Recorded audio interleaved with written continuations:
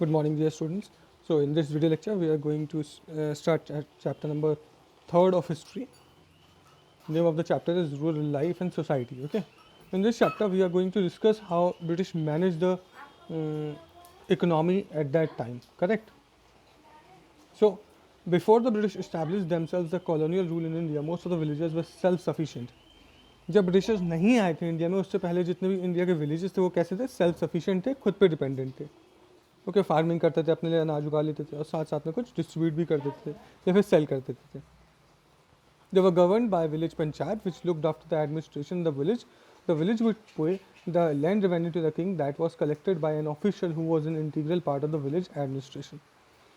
जो विलेज को गवर्न करने का जो हेड था वो कौन होता था, विलेज पंचायत होती थी. राइट.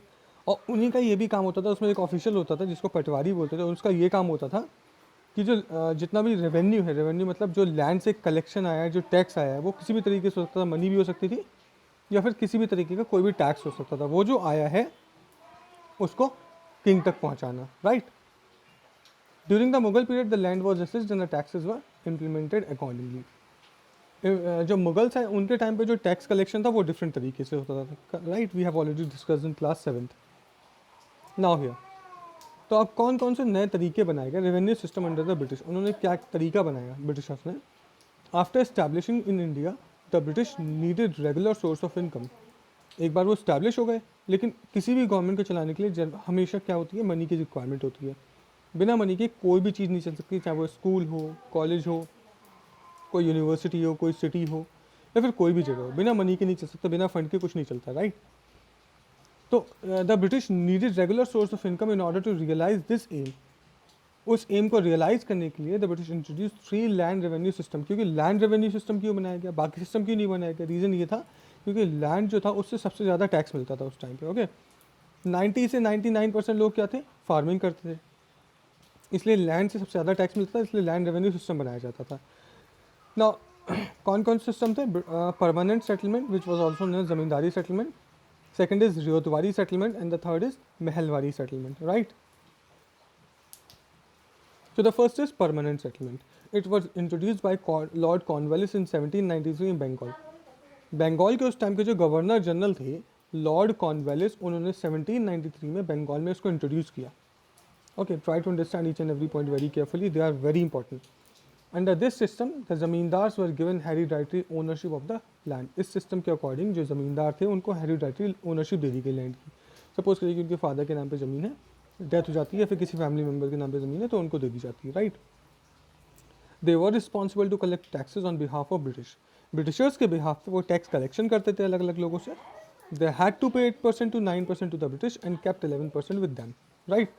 जो 8 से 9% होता था वो किसके पास जाता था, ब्रिटिशर्स के पास जाता था. बाकी जो 11% था वो उनके पास रहता था और जो बाकी होता था वो डिस्ट्रीब्यूट हो जाता था या फिर लोग अपने पास रखते. दिस सिस्टम मेड द जमींदार wealthy and while the condition of cultivators became worst.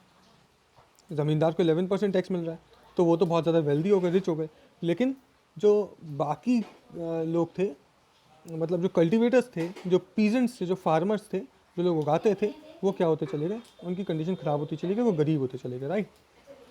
Next is रियोतो. तो वो सिस्टम के बाद एक नया सिस्टम आया, ryotwari settlement. It was introduce by Madras presidency by Thomas Munro. Thomas Munro में मद्रास प्रेसिडेंसी में इसको इंट्रोड्यूस किया 1820 to 1827 के बीच में. रियोत मीन्स होता है पीजेंट्स, मतलब farmers. Right. Under this system the peasants were the owners of the land and British government directly collected taxes from them. जो पीजेंट्स थे, जो फार्मर्स थे, वो ओनर होते थे लैंड के, उनसे British government direct tax collection करती थी. उनके जो ऑफिशियल्स होते थे ब्रिटिश गवर्नमेंट के, वो टैक्स कलेक्शन का काम करते थे. This might be clear. Okay. Then under this system the condition of peasants became worst. अब इसमें कंडीशन क्यों ख़राब हो गई पीजेंट्स की, रीज़न ये था कि कुछ भी हो, कुछ भी हो, चाहे कितना भी गरीब पीजेंट हो, उसको टैक्स तो देना ही देना है. अब वो चाहे कितनी भी बड़ी नेचुरल कैलामिटी आ जाए, मान लीजिए कभी कभार बाढ़ आ गई या फिर कभी कभार वर्स्ट हो गया, ड्रॉट पड़ गया, सूखा पड़ गया, तो उन कंडीशंस में भी उसको टैक्स तो देना ही देना है.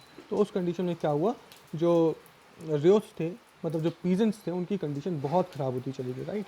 Next, Mahalwari settlement. It was introduce by Holt Mackenzie in 1822. 1822 में हॉल्ट मैकेंजी ने इसको इंट्रोड्यूस किया था. कहाँ कहाँ किया था? नॉर्थ वेस्ट पंजाब, पंजाब के नॉर्थ वेस्ट साइड में, sorry north west India, Punjab में, और कुछ सेंट्रल इंडिया में. Under this system the group of village were called Mahal. Okay, जो ग्रुप होता था विलेज का उसको क्या बोला जाता था? महल बोलते थे. The land was collectively owned by village community. इसमें जो लैंड थी वो किसके पास रहती थी? विलेज कम्युनिटी के पास रहती थी. एक ग्रुप होता है कम्युनिटी, उसके पास, which was responsible for payment of land revenue, जिसका यही काम होता था कि लोगों से टैक्स कलेक्ट करके ब्रिटिश गवर्नमेंट के पास टैक्स पहुंचाए. So they were the three important settlements we have discussed, as well as we'll start the question answer, sorry, the explanation of the other parts tomorrow. Okay children, this is, thank you very much.